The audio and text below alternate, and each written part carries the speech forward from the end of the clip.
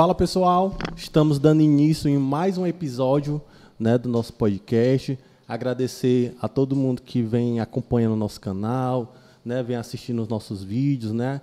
Importante que vocês curtam, né, compartilhem o nosso material, ativem as notificações, né, para que toda semana que a gente esteja subindo um vídeo novo, o YouTube possa notificar vocês.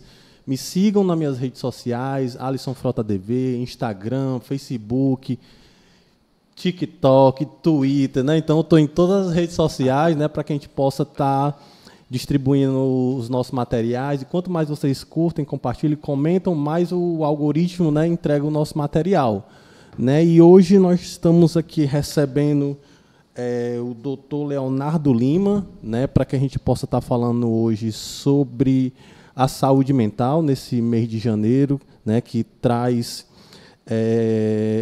a bandeira do Janeiro Branco, da importância da saúde mental, né, nos últimos anos.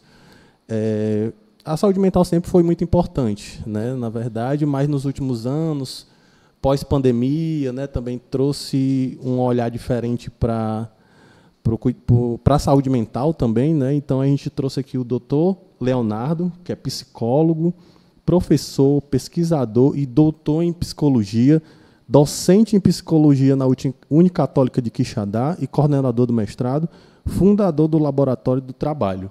Então, nós estamos aqui com uma pessoa que tem bagagem, né? Tem bagagem teórica, bagagem prática, né? Para que a gente possa estar falando um pouquinho desse Janeiro Branco.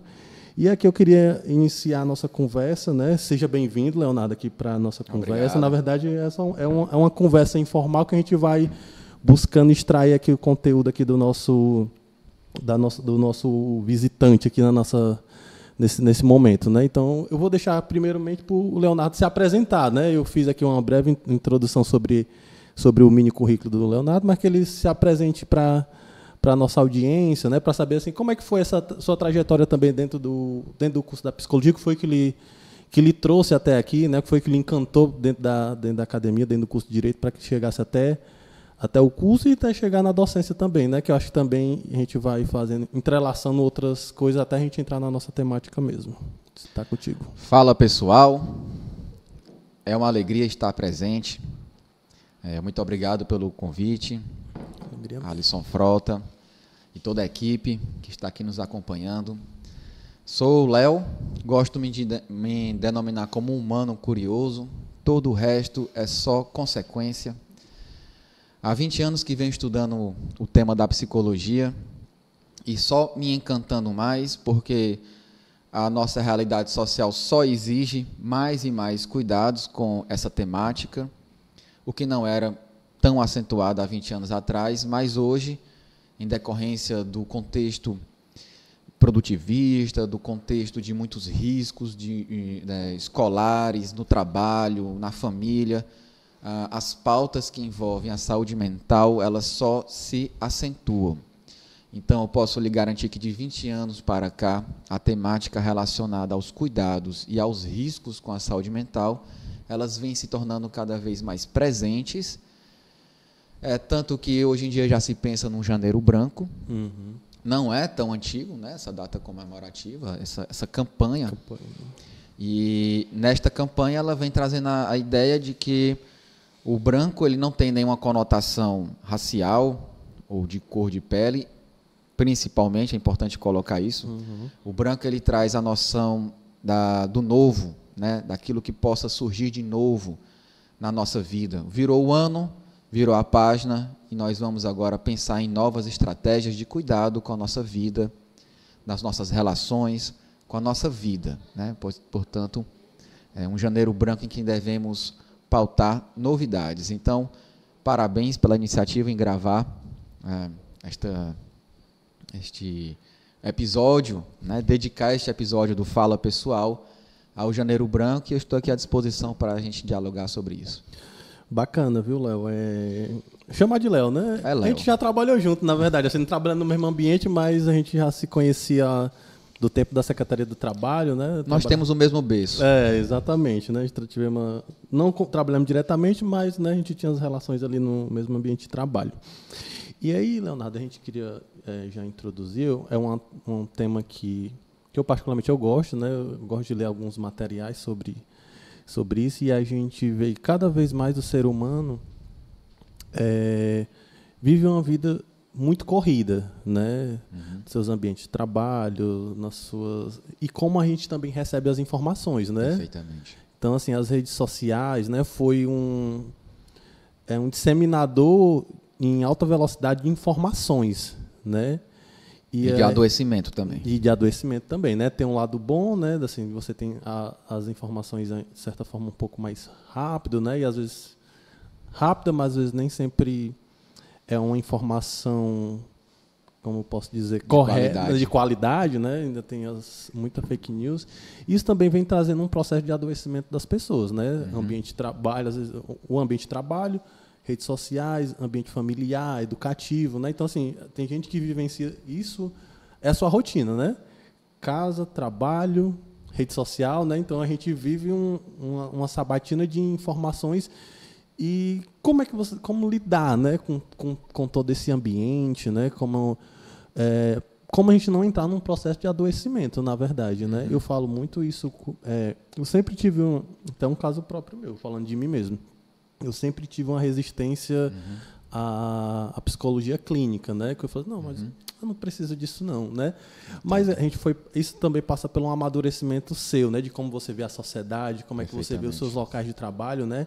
E eu vi que, assim, da mesma forma que eu cuido da minha saúde física, né, da minha saúde, eu preciso também cuidar da minha saúde mental para que possa aguentar esse volume de trabalho que a gente vem tendo, para que eu venha tendo, e isso, por consequência, outras pessoas também vivem isso, para mim não entrar num processo de adoecimento, porque eu não preciso, eu tinha na minha cabeça, não, também não preciso estar no fundo do poço para procurar a psicologia de como eu me lidar nas minhas relações pessoais, como me lidar com as minhas relações profissionais, né, e as relações políticas, né, com tudo isso que entrelaça, né, a nossa vida e o nosso cotidiano. E aí, eu, até nos últimos dois anos e meio, eu fui adepto da terapia, né, que até psicoterapia. Então, até então não tinha, da minha chegada na defensoria, foi uma das coisas, das minhas consequências de tudo que eu venho lhe relatando antes da gente entrar aqui no ar, foi a terapia, para me poder, como é que eu vou lidar com essas situações, com as minhas relações, às vezes, nos ambientes, às vezes, de trabalho não tão favorável, né? Então, a gente foi na terapia que eu me fortaleci, né? Para me entender um pouco dessas relações. Né? Você se sentiu bem? Demais, né? Foi uma outra transformação, que eu falo, hoje eu não abro mão nem da minha academia, nem da minha terapia, para que eu possa caminhar, porque senão, eu também, se eu entrar num processo de adoecimento, para tudo. É verdade. Né? Para tudo. Ou então, eu sempre optei, não, é melhor parar, é melhor eu entender os processos e ir agregando, que foi o que eu fiz. Né? E a partir disso, para mim, foi um divisor de água para que eu pudesse entender as minhas relações. Né? E aí eu queria que você falasse um pouquinho disso, né? sobre esse fluxo, né? Sobre as relações de trabalho, né? E como é que você lidar com tanta sabatina de informações e de relações que você tem no meio desse percurso todo. Muito bacana perceber que você já teve essa experiência, né? Sim. E essa experiência te levou a uma sensibilidade mais sutil em relação à saúde mental. É tanto que estamos aqui gravando um episódio, né? Alisson, o vencedor do Oscar do ano passado, é o nome de um filme que eu acho que é muito bom para a gente pensar. O nome do filme é Tudo ao Mesmo Tempo, no Mesmo Lugar. E é isso que a gente vive hoje em dia. Né? Os apelos produtivistas que envolvem o trabalho, a produção acadêmica, ou dentro da escola, as exigências escolares para quem está ainda no ensino médio, ensino fundamental, mas no trabalho, a produção, a qualidade, na família, as exigências familiares, né? E tudo isso ainda pautado pelo instrumento do telefone, das redes sociais, do WhatsApp, que ficam deixando a gente presente em todo canto e ao mesmo tempo. Então, isso podemos pensar que é muito adoecedor. Sim. Nós não temos ainda uma funcionalidade psicológica adequada para esse tipo de funcionamento que a vida nos exige. Sim. Né? Há pouco tempo atrás, a gente ainda tinha conexão, aquela conexão que fazia um barulhinho, dialógica, né? Então, as coisas estão acelerando demais e o nosso funcionamento psicológico correndo atrás para dar conta desta aceleração. Isso se intensifica e nos deixa muito preocupados, porque parece que a cultura tecnológica ainda exige uma aceleração maior, uma qualidade maior. Quanto mais você entrega, mais as pessoas mais requerem de você, né? Isso, uma necessidade de entrega, e não é qualquer entrega, é uma entrega com qualidade. É a ideia da excelência. Então, nessa ideia da excelência, é muito fácil chegarmos a um esgotamento. Ou, anteriormente, o que se pensa são os quadros de ansiedade. Né? E, assim, há de se pensar que a ansiedade ela tem como origem um funcionamento psicológico que é muito útil, que é a capacidade de antecipação. Né? A nossa ideia de planejamento, a nossa ideia de pensar o que a gente vai fazer amanhã, como é que eu quero planejar o meu ano, como é que eu quero planejar a minha vida. Só que nesse cenário de aceleração, de qualidade e de produtivismo, a nossa antecipação fica atolada. Né? Ela fica repleta. Então, ela se torna uma antecipação até automática, com pensamentos e sentimentos que a gente não consegue se desligar. É por isso que a ansiedade gera o quê? Gera dor de cabeça, náuseas, em alguns momentos gera insônia, ou seja, já está ansioso e precisa dormir, não consegue dormir porque está ansioso. Então, essa dimensão da ansiedade que se pensa hoje com muita facilidade, né? É difícil a gente perceber pessoas que não estejam ou já tenham vivenciado um quadro de ansiedade, está muito relacionado a essas relações de contexto. E aí, então, você pensa assim, não, então como é que eu posso fazer para me prevenir? Porque a saúde mental, ela tem a dimensão profilática, né, que é aquela quando as pessoas já estão num quadro de sofrimento que procuram um psicoterapeuta ou uma psicoterapeuta, e isso é muito positivo. Mas a gente deve pensar também na ideia da prevenção. Né? Então, como prevenir? Então eu vou me isolar, eu vou fugir para as montanhas. Não dá para ser assim, não, você não vai sobreviver. Não, eu vou largar a mão da minha família, eu vou fugir de casa. Também eu acho que não é muito útil. Eu vou largar do meu trabalho porque lá eles exigem demais de mim. Tá, vamos pensar. Se você tem condições de largar esse trabalho, essa sobrevivência, então essa prevenção ela vem na possibilidade da gente valorizar mais o tempo presente, presentificar as nossas interpretações de mundo. Como? Pensa-se muito em atividades físicas. Né? Você falou da saúde física, ela está muito associada à saúde mental. Não existe essa separação tão objetiva entre mente e corpo. Né? Pensar também nas relações cotidianas. Quando você estiver conversando com alguém, esteja com alguém. Né? E numa reunião, a gente participa hoje em dia de reuniões onde está todo mundo resolvendo o problema da reunião e cada um está resolvendo uns 3 problemas diferentes no seu WhatsApp. Na sala de aula é muito isso, né? A gente que já percebe lá na pós-graduação, por exemplo, você está assistindo uma aula e resolvendo, estudando o material ou da tese ou da dissertação. Então, viver o momento é interessante.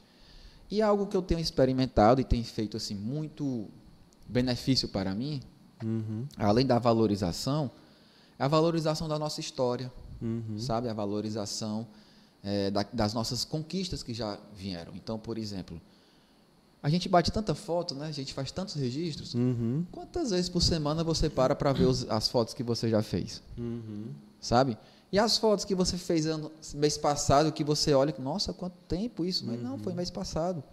Então, essa valorização da nossa trajetória, para no sentido de dar a gente não vai conseguir parar, mas equilibrar essa ansiedade, equilibrar essa antecipação, porque quando você conscientiza de que já andou, que já tem um caminho e que esse caminho é uma trajetória de valor e que você, portanto, é uma pessoa que é capaz de dar conta das situações estressantes, dos seus planos, a gente passa, não, peraí, a situação está grave, mas eu consigo. Deixa eu fazer aqui um parênteses aqui na sua fala, porque eu vou me lembrando das coisas, né? E aí a gente cria aqui um script, mas é só para ter um norte, né? Mas deixa eu fazer uma pergunta aqui. Eu não sei, e se eu falar alguma besteira, por favor, me corrija, né? Você que é o doutor aqui na mesa, né? como você relatou, né? Nós vivemos uma vida cada vez mais acelerada, né? E isso também nos atrapalha no nosso sono. Aí eu queria te perguntar uma coisa. A síndrome do cérebro acelerado, ele são fases de você chegar na crise de ansiedade ou são prova que você não consegue separar, né? Às vezes é nela que você vai desaguar na crise de ansiedade. Mas isso é uma coisa anterior a já as crises de ansiedade, porque acontece muito assim, como você falou. Você é consumido de toda hora e, às vezes, você chega em casa, o corpo deita, mas a cabeça não relaxa, né? Não para. E aí não para de pensar o que eu vou fazer no dia de amanhã, né? E tudo. E você não dorme. Tem gente, eu falo isso que às vezes, vez por outra, eu passo por essas situações e outras pessoas também sempre relatam, e eu vejo cada vez mais as pessoas relatando sobre isso. Se isso já é uma pré-condição já de quem já está entrando em umas crises de ansiedade, ou se são coisas separadas, ou é uma coisa que já é uma consequência que pode desaguar na crise de ansiedade. Não sei se eu falei besteira, né? Estou tentando explicar aqui na voz do ignorante também, né? Que eu não sou da área. Imagina, vocês demonstram aí uma experiência prática muito boa. Não existe essa separação tão objetiva, né? O que vem antes, o que vem depois. Então, tipo assim, o que a gente se pensa que uma crise de ansiedade, ela gera uma série de sintomas. Né? Então, a gente normalmente percebe que a ansiedade está muito alta quando esses sintomas eles emergem. Dor gástrica, insônia, às vezes você surta, às vezes dá um esporro em alguém assim, do nada você... Ou não consegue se concentrar em mais nada. Tipo assim, um problema é tão presente que você não consegue fazer outra coisa. Sim. Então, aí pode-se pensar que estaria numa crise. Mas eu volto a repetir, a ansiedade ela é algo humano. Né? Você precisa fazer uma apresentação muito importante no outro dia. É bom que você esteja realmente ansioso para você cuidar do que vai falar. Né? Agora, quando ela começa a prejudicar a tua organização do dia a dia, por exemplo, começa a prejudicar as tuas relações, ou o teu sono, ou a tua alimentação, a gente começa a entrar numa situação crítica, né? Que é, portanto, uma crise. Então, como é que eu fico sabendo que isso está começando a me pegar? Eu acho que o parênteses é esse. Como é que eu... até para... A intenção também aqui é entregar informações também de qualidade. Assim, como é se identificar, né, que eu estou numa crise de ansiedade? Não sei, é prova assim, do leigo para que ele possa dizer, não, é a hora de eu procurar um profissional. Que o ideal é que nem chegue nessa hora, porque se a pessoa está nessa percepção, é porque a pessoa já está num nível de agravamento da ansiedade ou da depressão. E como é que identificar, né, como a própria pessoa, né, que eu acho também um processo difícil para a pessoa de se identificar, que eu acho que também tem um processo de aceitação também, né, da própria pessoa, né, de aceitar que está com ansiedade ou com depressão, que às vezes a pessoa não se sente doente, ou então como um outro também poder identificar esses sintomas no parceiro, no amigo, e até de orientar, buscar, né, um profissional na busca de um tratamento, né? Eu estou jogando aqui essas coisas que eu vou me lembrando, né? Porque eu vejo que, de fato, assim, quando tem uma certa dificuldade das pessoas de se reconhecer, né? Com que eu estou com crise de ansiedade, até porque às vezes ninguém quer se assumir que está doente, né? Tem isso também. E eu falo, não estou com depressão, não. Isso aqui faz parte do meu dia a dia. Eu sempre fui assim. Mas aí, só que já para você já que naturalizou, porque você vai vivenciando para você estar tudo normal. Só que às vezes não está. Né? E aí você já está num processo de adoecimento grande que às vezes é um outro que vai ter essa percepção, que não está ali na convivência diretamente com você, que percebe que você está nesse processo. Aí como é que a gente faz, né, de forma simples, né, com sinais, né, que às vezes o outro... Tudo tem um sinal, né? Às vezes a gente vai dar sinal, como é que um outro, ou então como a própria pessoa identificar esses sintomas, né? Não sei se é isso. Bem, mais uma vez trazendo o contexto da excelência, né, traz a noção de que nós não podemos ser fracos. Se você admite que está ansioso, nervoso, ou ali muito esgotado, então você não é uma pessoa excelente, não é um profissional de ser respeitado, e aí você vai ser menosprezado aí no contexto. Então, essa que você fala de aceitação, ela é um processo duro que às vezes você até reconhece, mas não quer falar. Sim, sim. Né? Não, mas se eu já comecei a reconhecer, ótimo. A busca pelo profissional de uma psicoterapia, ela não precisa ser apenas quando você já está numa situação crítica, né? Porque ele pode te ajudar a reconhecer esses momentos que mais evocam ansiedade e que você saiba lidar melhor com isso. Então, buscar alguém de confiança, um profissional, para dialogar sobre essa situação, ela pode ser, na verdade, o principal, né, e até o inicial modelo preventivo e coerente. Não, mas tá bom, mas não é todo mundo que busca ainda uma psicoterapia, como é que eu faço para identificar? A gente tem a ideia da somatização, né? Sim. Então, muitas pessoas somatizam. Até com erupção epitelial, né? Como eu falei, muita ansiedade, para algumas pessoas dá constipação, para outras pessoas dá o afrouxamento, dor de cabeça, insônia. Insônia ela é um ótimo preditor, tá certo?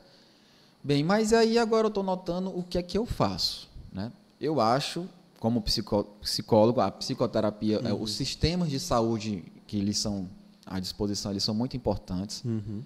Algumas pessoas buscam medicação, mas é importante, assim, na minha opinião, a medicação ela vai ajudar a conter os sintomas, mas ela não agiria na causa precisamente. Porque o que a gente tem que ver é a causa do que está gerando aquela ansiedade. Né? Então, a medicação ela pode conter alguns sintomas. Você pode tomar um remédio para dormir, porque você está 3 dias sem dormir. Então, você realmente precisa tomar um remédio. Né? Mas, e as causas? Né? Então, você vai ficar para sempre tomando aquele remédio? Então, encontrar essas causas, ela é muito importante dentro de um processo psicoterapêutico. Se você não está lá dentro de uma psicoterapia, você pode conversar com pessoas que sejam de sua confiança, as quais, inclusive, pode falar, olha, antes tu estava assim, hoje tu está assim, tu está mudando, o que é que está acontecendo? Então, uma esposa ou esposo, filhos, eles são, aquelas pessoas que moram com a gente, elas são as primeiras a perceber que a gente já não está ali tão normal. Bem, e nessas relações, estabelecer um apoio franco, sabe? Existe muito do julgamento se você é certo ou errado. Ou então você chega para alguém, olha, eu estou sentindo muita ansiedade. Aí você já vem, não, mas é por causa disso. Poxa, deixa eu falar. Né? Ou então é frescura, né? Assim, num modo bem popular, né? Deixa de frescura. Né? Que isso não é ansiedade. Eu falando assim, bem rústico, né? Vou falar assim, da mãe... Fala isso pela minha própria mãe. Assim, que ela eu escutei do meu pai. Quando eu ia para a psicoterapia, ele falou, deixa de frescura, rapaz. Exatamente. Não é uma coisa, não é uma situação que é distante, né? Então, assim, como você falou, né? Não adianta você tem medicações que você trata ali as consequências, né? Mas se você não tratar a causa, né, do que vem, você vai viver... Vai continuar na medicação, que já aconteceu do meu irmão, ele ficar todo paralisado. A gente foi levar no hospital achando que o menino estava para morrer. Quando não, isso aqui é só crise de ansiedade. Aí deu um calmante para ele, o menino destravou todo. Um menino no tempo tinha 13 anos. Caramba, muito novo. Muito novo para estar com crise de ansiedade. É verdade. Né? Então, mas você vê como atinge todos nós, inclusive crianças e idosos. Demais, né? E isso que eu falo assim, meu irmão já tem hoje 27 anos, né? Isso já era, há 10 anos já acontecia, né? E a gente não... Até então a gente nem entendeu assim, como foi, porque às vezes a gente não está nas relações de trabalho. No tempo ele já trabalhava, a gente não entende. Não, só pode ser... Em casa, a priori, a gente não vê nada, mas... pode ser nas relações de trabalho. A única coisa que justifica alguma coisa, né? Às vezes a gente não sabe como é que é as tratativas dentro do ambiente de trabalho, também tem esse poder, o ambiente laboral tem esse poder adoecedor também se você não estiver num ambiente a priori saudável, né? Eu acho que até fazendo um pouco do recorte, né? Como é que a gente cria dentro de um ambiente corporativo, né? Onde às vezes que é um ambiente às vezes de muita disputa, né? Vamos dizer, por espaço, né? Por destaque, né? E tudo. E aí há sempre uma cobrança, né, sobre isso. e um ambiente de disputa, e aí esses processos de disputa, às vezes, adoecem o ambiente de trabalho também, né? E aí, como tornar, né, o ambiente de trabalho um ambiente saudável, respeitando essas vivências que é normal do ambiente corporativo, né, de disputa e tudo. Como é que a gente torna um ambiente de trabalho saudável, né? Porque o trabalho você vivencia, acho que 70% do seu tempo é dentro do ambiente de trabalho, né? Se botar de 8 às 17 horas, né? Então, fora o WhatsApp que você não larga. Que você não larga, né? Então, como é que você não torna um ambiente de trabalho como torna um ambiente de trabalho saudável, né? Para que a gente também não possa desaguar numa burnout, né? Que a gente não tenha trabalhadores afastados, porque há uns 10, 15 anos atrás a gente pouco se ouvia falar de afastamento, né? De trabalhadores por essa síndrome, né? Síndrome, né? Se eu estiver equivocado, síndrome, né? E isso também vem desaguando nos processos judiciais, né? Eu falo isso, eu como advogado, né? Também a gente não é difícil eu entrar com um colaborador que foi demitido e a gente entrar com um tipo de reparação pelo volume de atividades, né? Porque o burnout também, além de ter aquela sobrecarga, mas às vezes tem uma mistura também com assédio também, né? Dentro do ambiente de trabalho. O assédio, ele se dá de várias formas, né? Ou quando você sobrecarrega aquele trabalhador, ou quando você isola, né? Então, há várias formas de adoecimento. Às vezes não é só sobrecarga, às vezes também é o fato de isolamento, apesar que a burnout tá ligada diretamente com a sobrecarga de trabalho, né? Mas tem várias coisas dentro do ambiente de trabalho que também trazem consequências, né, para a saúde mental, né? E assim, como tornar um ambiente de trabalho saudável? Sei que aí você não vai trazer, aqui não tem uma fórmula mágica, né? Dois livros aí. Tô querendo demais, né? Mas assim, de forma sucinta, assim, que a gente possa aqui posicionar a nossa audiência aqui, como introduções, né, de como a gente tentar, né, até às vezes profissionais, quem tem suas microempresas, né, de como você tornar, pelo menos assim, todos os locais que eu passei, pelo fato de ser advogado também trabalhista, eu sempre busquei assim tornar meu ambiente de trabalho saudável com a minha equipe, onde eu tinha meus liderados, né? Sim. Porque eu entendia da importância, porque isso impacta na produção, isso impacta em várias outras entregas dos colaboradores, né? E eu sempre tive essa noção, né? E aí é importante que o gestor, né, e a empresa busque eu acho, e tem números que falam sobre isso, de quando você está dentro do ambiente de trabalho saudável, há mais entregas, há mais produtividade, né? E um ambiente tóxico de trabalho extremamente, a pessoa acorda improdutivo e sem vontade de ir para o seu ambiente de trabalho, né? Sim. E aí eu acho que você poderia dar umas introduções aqui para a gente, como é que a gente instrumentos, ferramentas de como é que a gente poderia tornar eu gosto muito desse assunto. Eu gosto também. Sem dúvida, o trabalho ele é o fenômeno mais adoecedor na contemporaneidade. É tanto que antes, pode me corrigir, mas antes a maioria dos casos judicializados eram por acidentes, né? Ou algumas questões algumas demissões sem justa causa. Hoje em dia, a maioria da judicialização é por questão de assédio ou burnout. Ou de qualquer outro tipo que relacionado à saúde. Mas sempre os dois vêm agregados, né? Você pode ter outras coisas, mas sempre tem essa agregação dessas outras duas. Os afastamentos do INSS, a grande maioria estão relacionados à saúde mental. Isso aí demonstra que o trabalho ele é um fator adoecedor, né? Não vou repetir a ideia do contexto, mas dentro de uma instituição, né? Dentro de um contexto institucional, corporativo. Cabe pensar que o trabalho ele exige contradições. Se a gente está num cotidiano de trabalho em equipe, é porque a gente tem um problema junto para resolver. Sim. E esse problema, ele traz contradições. Não existe uma fórmula única para resolver todos os problemas, né? A própria qualidade do serviço, ela exige alguns tipos de adaptações, alguns tipos de aberturas para que aquele contexto se transforme. Sim. Então, qual é o grande problema hoje em dia do mundo corporativo? É que os gestores, e até os liderados também, né? Eles pensam o trabalho dentro de uma dinâmica ainda muito industrial, né? Vou fazer aqui meu feijão com arroz o dia todo para resolver aquele problema e no final do dia bater o ponto e ir embora. E o gestor pensa, não, eu vou contratar aquela pessoa porque ela vai me entregar tantos processos num dia e eu vou pagar tanto para ela. E aí tem um processo que diz isso, né? A gente faz um planejamento estratégico, todo mundo assina. Só que quando vai no dia a dia não é assim, né? Aquilo que foi prescrito na realidade acontece bem diferente, porque tem impedimentos, tem imprevistos, tem situações que não estavam ali previstas no planejamento, tem saberes práticos que a gente, olha, eu aprendi aqui uma coisa nova que pode resolver nosso problema, mas o gestor está fechado àquele saber, né? Então, como é que um ambiente corporativo pode se tornar saudável? Primeiro de tudo, eu acho que é aberto a estas contradições. É a gente entender que o trabalho exige transformações.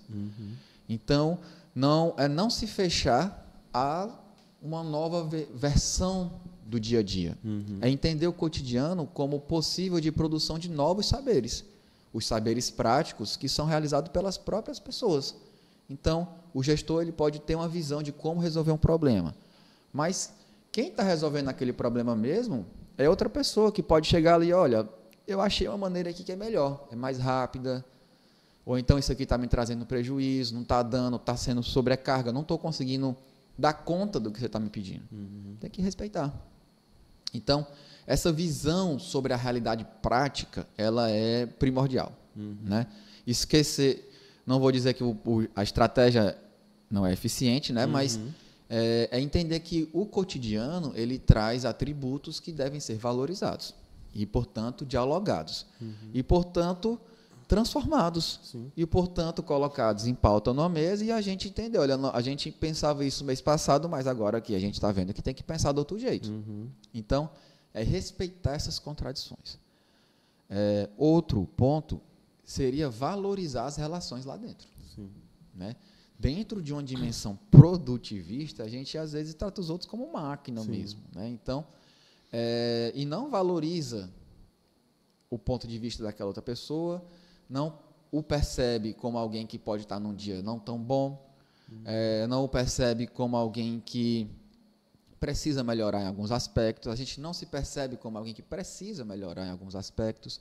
Então, aderir a valores das relações, é valorizar a relação, não é valorizar só o sujeito, é valorizar a gente junto, é valorizar como é que a gente está funcionando junto. E entender que ali tem um ser humano, né? No fim do outro, que ele tem os seus problemas, suas relações pessoais, tem as suas contradições, né? E tudo, porque eu acho que é como você relatou. A gente vive um ambiente de trabalho muitas vezes mecanizado, né? Você cria o planejamento estratégico, chama ali a equipe, eu quero que execute, né? Tem aqueles contratempos, mas as pessoas têm suas relações fora do ambiente de trabalho, que isso, de fato, a priori, a gente for olhar para o ambiente, para o mundo corporativo, ele não quer saber o que acontece na sua casa, né? Ele quer saber o que você entrega no trabalho, né? Findou de forma resumida, é isso. Né? Perfeitamente. Mas a gente tem que entender que o mercado de hoje não é um mercado de 25 anos atrás, né? Que a gente passou por diversas mudanças, passamos por uma pandemia, né? Que até hoje traz consequência desse confinamento, né? Também de adoecimento das pessoas, né? Foi um momento onde houve a maior separação de casais, porque passou a ter aquela convivência, né? Você conheceu com quem você é casado. Com quem você é casado. Uma coisa é porque passa o dia fora, outra coisa é conviver, né? Então, assim, trouxe uma dinâmica social diferente para as pessoas, né? Que precisa ser entendido pelo mundo corporativo. O burnout, né? Como eu estava falando, né? Um esgotamento, ela significa acabar com a vitalidade. Então, uma ideia de prevenção é revitalizar as relações de trabalho. Sim. E essas relações de trabalho, elas se revitalizam por meio daqueles valores, né, que a gente estava falando, né, de valorizar o papel do outro, valorizar o ponto de vista do outro, reconhecer o que o outro fez de legal, de belo, né? Inclusive um reconhecimento horizontalizado, mas também um reconhecimento verticalizado, quando o líder reconhece o seu liderado e quando os liderados também reconhecem o líder. Que é importante se colocar que não é apenas a equipe que sofre burnout. Em geral, os líderes são os maiores alvos, né? Os maiores problemas mesmo são os líderes que entram em estado de burnout. Então, essa revitalização das relações, ela passa pelo momento em que eu consigo alguma autonomia naquele trabalho. Quando eu percebo que o meu saber fazer está sendo útil, está sendo escutado. Quando eu percebo que eu sou capaz de transformar aquela lógica do trabalho que está acontecendo. Lógico, dentro de todos os preceitos normais, né, tipo de respeito, de uma carga de trabalho que eu consiga dar conta, mas é muito comum que, por exemplo, você trabalha dentro de uma mesma equipe durante 5 anos, vai desgastar. Sim. Qualquer sistema desgasta, né? Então, a ideia dessa revitalização é revitalizar as relações. E por meio do diálogo sobre aquilo que acontece no dia a dia. O que às vezes acontece são profissionais que chegam, então vou revitalizar aqui as situações. Aí ele começa a falar de situações fora do contexto real de trabalho, ou um case que aconteceu lá não sei da onde, que eu estou tentando colocar aqui. Poxa, não vai dar certo. Pode até naquele dia dar uma melhoradinha, mas amanhã as causas já vão voltar de novo. Deixa eu te perguntar aqui uma coisa, nesse ponto do burnout ainda. Quando eu tenho um colaborador que vem dessa síndrome do burnout, né, até pode de afastamento, vivencia um burnout. Né, burnout, né, vamos dizer que ao afastamento, né, e tudo. Como é que é o processo de reintegração dessa pessoa, né, dentro da equipe, né? Como é que a gente faz assim? Primeiro é verificar suas condições de trabalho. Lógico. Primeiro é tipo assim, a parte concreta do dia a dia dele, né? Quantos indicadores ele está precisando entregar, como isso está sendo exigido, como isso está sendo controlado, né? Isso é o primeiro, dentro de um aspecto bem ergonômico, digamos assim. Mas, do ponto de vista psicológico, cabe permitir que essa pessoa reconstrua os sentidos que ele tem do trabalho dele, entende? Se ele está numa situação de burnout, provavelmente ele já não vivencia muito sentido naquilo que faz. Ele já não percebe que aquilo que ele faz está sendo importante para outras pessoas. Ou ele já não consegue se ver naquele trabalho. Então, é permitir que ele possa realizar uma ressignificação de suas situações cotidianas, ou às vezes até remanejar ele de setor, né? Reconhecendo inclusive o seu papel, a sua história, a sua importância na instituição. Não é de uma hora para outra, né? Assim como o burnout ele é uma síndrome que é longa, a recuperação de burnout também exige um certo tempo. Quando você fala assim, eu acho que é porque há uma integração, né, entre os colaboradores, né, e a gestão, né? Precisa estar todo mundo integrado ali dentro desse círculo, né, de reconhecimento, como você falou, né, de reconhecimento por parte da gestão, né, daqueles trabalhadores, como dos trabalhadores reconhecer também a gestão, né?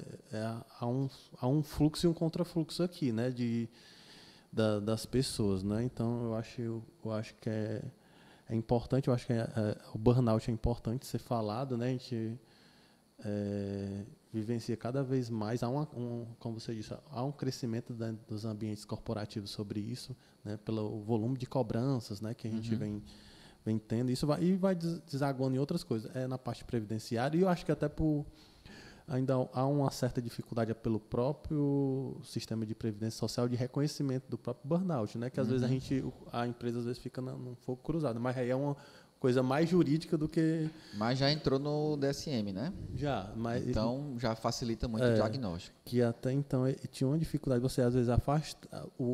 Você tinha os laudos, mas o INSS às vezes não tinha esse reconhecimento, né? Aí dificultava também, né? Até a hora do afastamento, porque o colaborador fica naquela... Eu estou afastado da empresa, mas o INSS não reconhece. Aí eu não recebo da empresa, também não recebo do INSS. Aí entra No E uma avaliação é necessária. Né? Porque a gente sabe que existem casos e casos. Isso, claro. E para, às vezes, por exemplo, no final do ano passado, eu estava atendendo uma colaboradora que ela se dizia com burnout. E eu fui conversar com ela, né, sobre as suas situações do dia a dia, o seu trabalho, sua família, e a gente percebeu que, tipo assim, não era tão burnout que ela estava vivendo, ela estava vivendo mais um quadro depressivo. Sim. E por conta desse quadro depressivo, ela já não estava mais conseguindo dar conta das suas obrigações, né? Porque eu digo isso? Porque os seus compromissos, ela já não identificava assim como se fossem compromissos inatingíveis, difíceis, ou como metas que se acumulavam. Ela colocava que não estava tendo mais uma disposição suficiente para aquilo lá.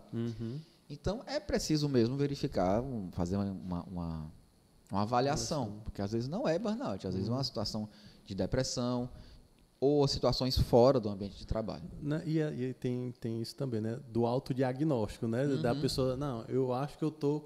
Se existe um profissional, é exatamente isso, para poder fazer a avaliação um pouco mais distante a partir das suas das características que você vai apresentando. O profissional está exatamente... não sei se é o psicólogo laboral, não sei se tem uma psicólogo do trabalho. Trabalho, né? Que é o profissional adequado para fazer esse tipo de diagnóstico, né? E aí, pegando um pouquinho já do gancho que você já falou sobre esse processo, né? Sobre depressão que você falou, né? Do caso, a depressão, né? De fato, nos últimos 10 anos, né? Vem demonstrando e tudo que a gente fala é tudo associado, né? Você não tem como falar desassociando. Sistêmico. É tipo como se fosse não sei se tem não sei se é há etapas, né? Vem a ansiedade, depois vem outra coisa, depois a depressão, né? Não sei se dentro da psicologia existe. Eu acho que você não existe isso, né? De fato, vou respondendo aqui a minha pergunta, mas há quadros evolutivos, né? Vamos dizer assim. Eu acho que dentro da psicologia transtornos, né? Transtorno, né? Você vai me corrigindo aí. De como você buscar identificar que é a hora, né, de eu procurar um profissional, como os familiares buscar também identificar, né, que é o momento, porque também há uma crescente também dos números de suicídios. Ih, rapaz, é mesmo. Né, também, e aí eu acho que são consequências, e eu falo isso porque não é difícil a gente aqui dentro do Instituto pegar casos ou outros que a gente venha... Com certeza, infelizmente. Que venha acontecer, né? Então, assim, eu acho que a importância da família, né, em primeiro lugar, né, de ter... Por óbvio que assim, a gente não existe da família ter, mas às vezes ter o conhecimento de sinais que às vezes a criança pode ter, o adolescente pode ter, o adulto pode ter, né, para que a gente possa buscar os tratamentos, buscar, né, e tudo bem direitinho. Como é que assim, da mesma forma do burnout, como é que é dentro da depressão, que os familiares, amigos possam entender de sinais, né, e até que recomende, né, a orientação, porque como a gente já falou, é difícil a pessoa inicialmente se reconhecer como um doente, né, vamos dizer assim, pode falar assim, doente ou sofrimento, vamos dizer melhor, né, sofrimento. Acho que o nome fica melhor. Está passando pelo sofrimento da depressão e às vezes é um amigo, uma pessoa que próximo, que às vezes você tem um pouco mais de abertura, que tem aquela abertura para falar sobre isso para você e você possa compreender, né? E aí ter esse processo de aceitação também e de buscar um profissional, né? Para que possa estar buscando o tratamento mais adequado, né? Para que a gente possa ter um convívio social mais tranquilo, né? Dentro dos seus ambientes familiar, amoroso, pessoal, né? Entre outras coisas. Tá. Só duas observações iniciais que eu acho que ajudam muito a audiência a entender esse funcionamento psicológico. Primeiro é que nossa vida psíquica ela não é uma estrutura, ela não é uma casa, ela não é uma coisa tipo, que está dentro da nossa cabeça. Né? Ela é um funcionamento, é algo sistêmico. Então você nunca é um depressivo ou é um ansioso, você está. Então diferentes momentos de vida te levam a diferentes situações de funcionamento psicológico. Entende? Então dessa maneira, tipo, se eu termino um relacionamento hoje, é muito comum que amanhã eu esteja já um pouco mais depressivo, né? Mas é entender esse funcionamento como um sistema. Né? Então a gente não é, a gente está. Então, Calma, primeiro de tudo é isso, né? Calma. Isso aí é um funcionamento que tem os seus vales e os seus declives. Sobre a depressão, ela é realmente algo que está muito presente e é um grande risco porque ela pode levar a situações bem mais perigosas, como, por exemplo, uma ideação suicídio ou o próprio suicídio, que a gente percebe que tem crescido, né? Então, já não é tão incomum percebemos, tal pessoa não está aguentando, está doente, está num quadro depressivo, alguém da nossa própria família, né? E, então eu vou tomar um antidepressivo. Aí, quando entra na medicação, fica assim bem mais complexo, porque isso pode gerar uma certa dependência e, mais uma vez, não olhando para as causas, né? E o que sejam essas causas de uma depressão? A nossa vida, caro Alisson, a nossa vida é conflituosa. Viver é uma contradição. Nossa vida é ambígua. Não existe essa vida de paraíso na vida de ninguém, nem dos atores da televisão, do cinema, nem do jogador de futebol. Existe conflito na vida, né? Então, quando a gente começa a já não construir, não se ver dentro desses conflitos, aí se inicia um quadro depressivo. O que é isso? Por exemplo, eu vivencio uma série de conflitos no meu dia a dia, mas eu sei que aqueles conflitos vão me levar para algum lugar. Eu escolho aqueles conflitos. Eu tenho que entregar uma dissertação, eu tenho que entregar uma tese, porque eu quero ser um mestre, eu quero ser um doutor. São conflitos que eu escolhi. Aí agora, em determinado momento, eu já começo a ver que não faz sentido esse conflito para mim. Eu já não sei por que eu estou fazendo esse negócio, eu não sei onde é que eu quero chegar com isso, né? Ou então eu estou dentro de um relacionamento que também um relacionamento tem seus conflitos, eu já não consigo mais enxergar por que eu estou naquele relacionamento. Por que eu vivenciei esse conflito? Então, vamos chamar os conflitos de dramas, né? E onde eu quero chegar com esse conflito de sentido. Então, o que é uma depressão? É quando eu já não encontro mais sentido dentro dos meus dramas do dia a dia. Então, eu já não quero mais me levantar para ter que lidar com aquela situação. Eu já não quero mais ter que olhar para a cara daquela pessoa, né? Quando eu penso que eu vou ter que fazer aquilo, isso já me desgasta toda a minha energia. Então, a depressão significa uma indisposição para os conflitos. Mas aquela pessoa não morreu, então ela precisa enfrentar os conflitos. Então, o que é que a gente começa a pensar? Psicoterapia é muito importante, né? Porque aí ela vai conseguir achar, em quadro depressivo, a psicoterapia ela é muito necessária. Vai começar a conseguir achar as causas desses conflitos, desses dramas que são vividos, né? Começar a dimensionar a intensidade e o relevo, ou seja, realmente as situações que me deixam muito preocupados, ou aqueles objetivos que eu quero muito, aqueles objetivos que eu já nem quero tanto, eu só quero porque querem por mim, né? Então, a psicoterapia vai te levar a essa autoconsciência sobre as situações dramáticas, né? E uma possibilidade de construir novos sentidos. Então, aliar, né? Vincular esses dramas aos sentidos é uma maneira muito salutar de desenvolver um quadro. E eu falo de desenvolver, quer dizer que eu entrei num quadro de depressão e eu vou sair desse quadro de depressão, e é assim que a vida é. É assim que a vida humana é. A gente passa por um momento de tristeza e a gente sai por esse momento. Como é que entra? Quando os dramas já não estão vinculados aos sentidos. Como é que sai?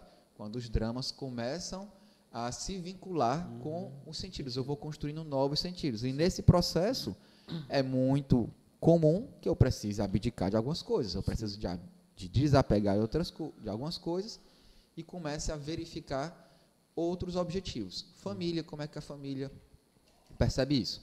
Quando a pessoa já não está com tanta disposição, por exemplo, para falar, né, sobre como é que está o seu dia a dia, quando ela tem possibilidade de um fim de semana, né, passear, sair, ela já prefere ficar em casa, já não quer mais muito se levantar. Ou existe a depressão que não é somatizada, né? Existe aquela tristeza, aquela situação de sofrimento que você mostra para todo mundo que está muito feliz, né? Aposta nas redes sociais uma figura fictícia, mas já não aquilo que corresponde. Então, essas duas situações são muito importantes. Se alguém já não está com tanta disponibilidade, vitalidade, ou se alguém está tentando demonstrar uma vitalidade que realmente ela não tem. Né? Então, quando a pessoa também está muito eufórica, ou quando está também buscando já bebendo demais, ou consumindo álcool, consumindo outro tipo de drogas, isso também pode ser uma fuga desses dramas que ela está escolhendo. Deixa eu fazer aqui um parênteses bem rapidinho do que tu falou, que eu achei super interessante. Aí agora no ponto que tu falou sobre as redes sociais, a pessoa postando algo ou um sentimento que ela não está ali daquele momento, né? Algo fictício, né? Como você disse, né? E aí eu acho que as redes sociais passam muito por isso, né? Por esse sentimento de pessoas, cada um posta o que quer, né? Então você tem um filtro ali do tudo que você está fazendo. E aí eu percebo também nas relações que eu me frustro quando eu vejo o outro postando, que eu fico querendo, eu fico me cobrando porque eu preciso ter, por que o Leonardo viaja 3 vezes ao ano para a Europa e eu não consigo viajar? Então eu me torno uma pessoa frustrada dessa perspectiva, porque o outro tem uma vida melhor do que a minha. Né? Só que as pessoas não entendem que vocês vêm de realidade diferente, né? Vêm de histórias diferentes, né? Nós somos indivíduos diferentes. Né? Então isso, eu percebo também que isso também, as redes sociais têm esse poder também adoecedor, né? De você viver frustrado porque o outro às vezes está muito melhor do que você, porque viaja em festa, não sei o quê, e eu não estou, eu trabalho tanto, e eu não consigo fazer uma viagem para a Europa durante o ano, e o Leonardo está fazendo 3, 4 para a Europa todo ano, e eu não consigo, e isso também traz um processo também angustiante para o outro, né, ou então de se cobrar mais, né? Poxa, então eu tenho que trabalhar mais para que eu possa estar fazendo mais, que eu possa estar viajando, que eu possa estar mais em festa, que eu possa estar nas melhores, né? Então, assim, nos melhores restaurantes, né? E isso também traz um poder de frustração para o outro, né? Poxa, se você não tiver uma cabeça alinhada, né? Então isso também traz um processo adoecedor para você também, né? De que eu vejo sempre o outro melhor do que eu e eu não consigo não consigo sair do status que eu estou. Só que as pessoas têm que entender exatamente isso, né, Valdo? Nós temos histórias diferentes, criações diferentes, pais diferentes, trabalhos diferentes. Por consequência, nós vamos ter vidas diferentes, né? E às vezes são opções de vida que cada um faz, né? Se eu não estou viajando é porque alguma coisa há por detrás disso, né? Ou uma opção minha, ou às vezes a falta de condição, e está tudo certo, né? Eu não posso querer trazer a vida do outro para mim. Né? Que aí eu acho que acontece muito hoje o poder das redes sociais, né? Das pessoas se encantarem pela vida do outro e querer viver a vida do outro, né? Pois é. Eu acho que isso também traz um processo adoecedor também. E aí deixa eu te fazer uma outra pergunta para a gente já arrematar aqui o seu tempo aqui. Eu acho que você deve ter lidado com muitas, eu acompanho muitas mães atípicas, mães que têm filhos autistas, né? E são mães que geralmente elas têm um cuidado dedicado exclusivamente para os seus filhos, porque o filho autista ele exige uma dedicação daquelas mães, né? De forma praticamente integral, né? Praticamente aquelas mães que vivem com autismo, ela vive dedicação exclusiva, porque eu vou botar aqui da realidade das mães de periferia, né? Que geralmente o perfil é que são mães solos, porque quando o marido descobre que o filho tem autismo, a primeira coisa que ele faz é abandonar a companheira, né? Porque às vezes considera que não, eu não tenho um filho doente, né? Vamos dizer assim, e essa mãe traz uma sobrecarga de trabalho e aí de cuidado, né? E tudo que aquela criança necessita, né, de um cuidado, um acompanhamento maior. E aí eu vejo que nos últimos tempos vem se discutindo o cuidado do cuidador, né? Porque existe também eu já ouvi alguns materiais falando sobre isso, é um recorde muito específico, né, que eu tô fazendo, é interessante. Mas é porque como hoje eu acompanho um grupo de 250 mães atípicas, né?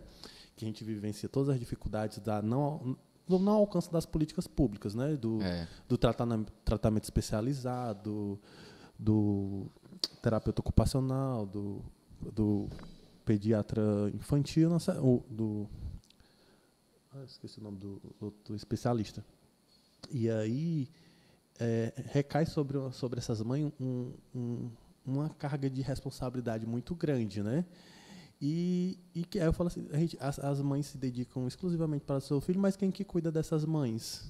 Pois né, que também está num grau de depressão, né? Não sei se dentro da psicologia já chegou dentro dos seus estudos assim que você conhece, se já vem se debatendo sobre isso, né? Assim, de como é que eu cuido da mãe como é que eu cuido do cuidador, né? Porque tem uma hora também que o cuidador chega no seu staff. Né, de estar ali, uma hora a pessoa também quer ser cuidada, né? Perfeito. Né? Então, assim, eu percebo que essas mães vêm entrando num grau também de adoecimento, só que aquela criança só tem a mãe, e às vezes, é como você falou, eu não posso demonstrar para fora que eu sou uma mãe fraca, vamos dizer assim, né? Que não, eu tenho que estar aqui à disposição, que eu tenho que levar meu filho para a escola, que eu tenho que levar meu filho para o médico, e aí procurar um médico, às vezes, você não tem um profissional especializado para atender naquele momento. E aí é uma série de barreiras que essas mães vêm vivenciando, e eu até marquei de conversar, depois eu acho que seria interessante a gente marcar uma roda de conversa contigo, eu acho que seria bem com elas, né, que são mães, o perfil é mãe de periferia, né, porque é uma realidade totalmente diferente, né, que elas vivenciam. E ela fala, a gente vive também um processo de adoecimento, né, que eu acompanho uma das meninas que coordena. E aí não se discute ainda a política pública para elas, né? A gente discute hoje a política pública para a criança autista, mas eu já não discuto a política pública para quem cuida, né? A mãe, né? Que se abdica da vida para poder se dedicar àquela criança. E às vezes, como acontece, vez por outra eu recebo matérias de uma mãe que chegou ao ponto de suicídio. Puxa. Né?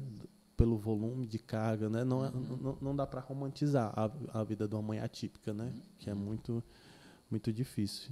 E aí, eu até, de forma, até para a gente já encerrando aqui, o que a gente poderia, assim, dentro da psicologia, né? Então, dentro da própria política, agora é pensar a política pública, na verdade, né? Não é nem da psicologia, é pensar uma política pública que a gente pudesse cuidar também da mãe, né? Que cuida isso do recorte do autismo, né? Eu estou falando do recorte porque é uma temática para mim que eu gosto, né? De acompanhar essas mães.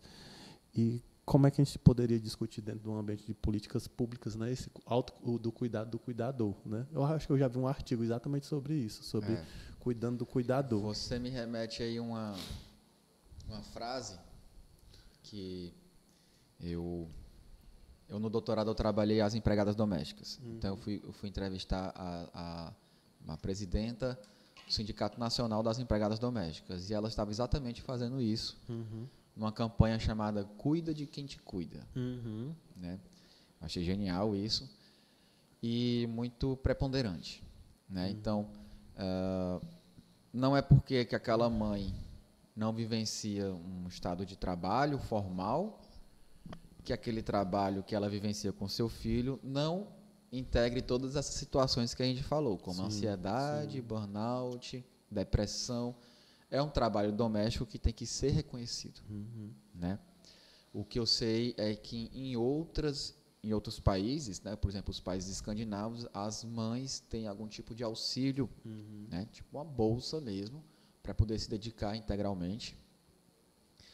Não sei se aqui no Brasil a gente chegaria até a esse nível. No governo federal, se eu não me engano, tramita alguma coisa a respeito sobre isso. Eu acho que é um início. Outra iniciativa necessária é que as escolas aceitem, né, as crianças, que isso já existe, isso já é bom, né, mas que as escolas estejam mais preparadas, né, com cuidadores, porque tem o professor e tem o cuidador ali direto. Profissional de apoio especializado. Né, que o pessoal chama. Pronto, você sabe bem mais do que eu. Então, será que tem suficiente disso? Né? Será que tem suficiente nas escolas? Penso que não, porque nem nas particulares a gente percebe que tem profissionais suficientes. Se eu falar para você que é melhor você ir para a rede pública do que para a rede particular, porque hoje em todas as deficiências, né? E foi essa moça que me ajuda a coordenar esse grupo, surgiu de uma demanda que ela apresentou no Ministério Público, porque a Prefeitura de Fortaleza não cumpria a cota de profissional especializado para acompanhar crianças autistas. Aí ela demandou o Ministério Público entrou com ação civil pública e obrigou a prefeitura a colocar os profissionais de apoio especializado. A prefeitura de Fortaleza? Prefeitura de Fortaleza. E aí foi a partir dessa manhã, até que ela mora aqui pertinho. E aí a partir de então, a prefeitura passou a ter os profissionais de apoio especializado. Ainda não é o ideal, né, por óbvio, mas já foi um avanço. Né? Mas ainda existe um passivo muito grande, porque para mim ter o profissional de apoio especializado, eu preciso que essa criança esteja laudada. Né, de autismo, né, geralmente nunca só o autismo de forma isolada, sempre vem outras coisas juntas, né? E aí e não tem hoje profissional especializado para poder laudar, né? O neuropediatra, que eu estava querendo me lembrar, neuropediatra para poder laudar as crianças. Hoje tem aqui no Unidesc constantemente chega aqui mães que não consegui nem, como é que eu vou botar um tratamento especializado se eu não conseguir nem laudar minha criança ainda? Né? Então acho que isso é acho que hoje o grande problema hoje é laudar as crianças, né? Hoje o grande gargalo, eu tive até participando da audiência pública lá na Câmara, exatamente junto com a prefeitura, exatamente relatando isso. Não, hoje quando a gente vai conversar com a prefeitura diz, não, tá tudo rodando. Eu falei, meu filho, porque você precisa vir para dentro da periferia, porque só o que tem é mães que ainda não têm crianças que foi diagnosticada, porque é uma cadeia, né? Precisa diagnosticar para dar o tratamento adequado para aquela criança. Aí a consequência é a escola, né? Para a escola ter um profissional para poder acompanhar essa criança. E a medicação. Também. E a medicação, né? Dessa criança, que é risperidona, né? Uma série de outras medicações. Para que ela possa passar pelo ensino fundamental, né, e consiga ter um desenvolvimento, né, a gente sabe da importância desses profissionais nesse acompanhamento e até chegar no nível médio, né, que ainda são outros gargalos de política pública, mas eu acho que esse ponto inicial aqui sempre é o grande gargalo da política, né, e aí é como você falou, acaba que pode ser que a ausência desses momentos aqui também vá trazendo uma sobrecarga para aquela mãe que geralmente ou às vezes eu conheço mães que tem 2, eu conheço mães que tem 3. Nossa. Então, né, então é uma sobrecarga para uma mãe. A que coordena tem 2, né? Um de 9 e o outro de 11, né? E ela é mãe, vamos dizer assim, é mãe solo, né? Então assim, eu abdiquei da minha profissão para cuidar dos meus filhos, porque eu não tenho, às vezes eu não tenho um apoio familiar, né? Uma série de aquelas que têm apoio familiar já ajuda, né? Mas aquelas que não têm, né? Então, esses momentos escolares, né, e tudo é importante para poder desaguar. E às vezes eu sinto assim que ela também chega num momento de crise dela, né? Assim, eu não me sinto acolhido na minha família, eu não sinto um amigo, né? Ninguém me entende. Ninguém me entende, né? E aí a pessoa entra num processo, né, muito ruim. de adoecimento, de síndrome, né? Síndrome ou adoecimento? Síndrome, né? Então assim, é uma coisa também que tem que ser pensado, eu acredito assim, dentro das políticas públicas, né? Eu acho que hoje, dentro da psicologia, eu acho que já vem tendo alguns recortes específicos para esses grupos, que até então, se eu for pegar de 10 anos atrás, 10, 15 anos, você pouco escutava falar de crianças atípicas, ou se não tinha profissionais com capacidade para diagnosticar, né?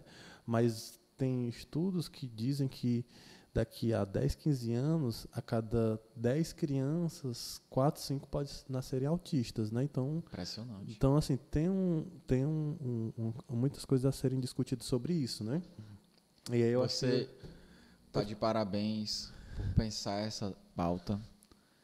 É uma demanda concreta de mulheres que vivenciam situações muito desgastantes e escancarar isso dentro de uma pauta democrática exige muita coragem, né? Exige muita disposição e muito diálogo, porque ninguém melhor do que elas para saber o que elas querem, o que elas precisam. Isso que você está fazendo é fantástico. É uma ideia de diálogo, organização das informações e exposição para a entidade pública.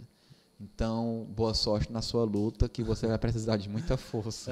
Eu acompanho, assim, a Defensoria me oportunizou muito isso, né, dialogar com muitas pautas, né, tipo assim, até então só tinha muita atuação dentro da qualificação profissional pelo trabalho do próprio IDESC, né, mas lá não, eu pude trabalhar a pauta do pessoas em situação de rua, LGBT, povo de terreiro, mães atípicas, né? Então eu fui dialogando com pautas que geralmente eu não tinha contato, né? E aí, de fato, precisou de uma preparação, porque eu participava de muita audiência pública, né? E a gente quer ir para as audiências com algo para contribuir, né? Para falar por falar, né?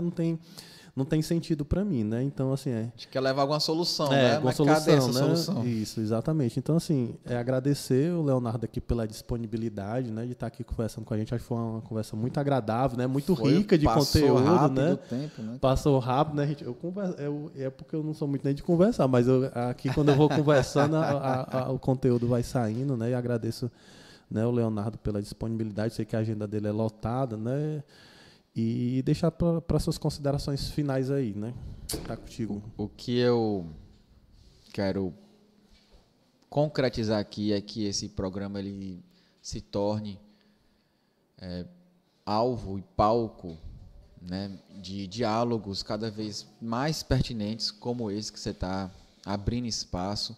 Para mim é uma responsabilidade que eu assumo com muita humildade, porque eu sei que o tema da saúde mental, seja no trabalho, na escola, na família, com as mães atípicas, é um tema necessário e que você está abrindo espaço. Então, o Fala Pessoal é necessário para a nossa sociedade. Eu só parabenizo ao Alisson, a toda a equipe que organiza aqui o podcast, ao IDESC que acolhe, né? E desejo vida longa, né? Quando precisarem, é só falar que eu estou aqui de volta. Na hora, viu? Agradecer a disponibilidade, né? Sempre, a saúde mental sempre é um tema presente, né? Então vai ser, a depender da sua agenda, você constantemente vai estar por aqui, porque aqui, cada temática dessa que a gente abordou é um tema que você consegue ter muito mais profundidade, né? A gente passou aqui por diversos temas, mas que cada um, se a gente separar, dá para mais de hora de conversa, né? A gente tentou aqui passear,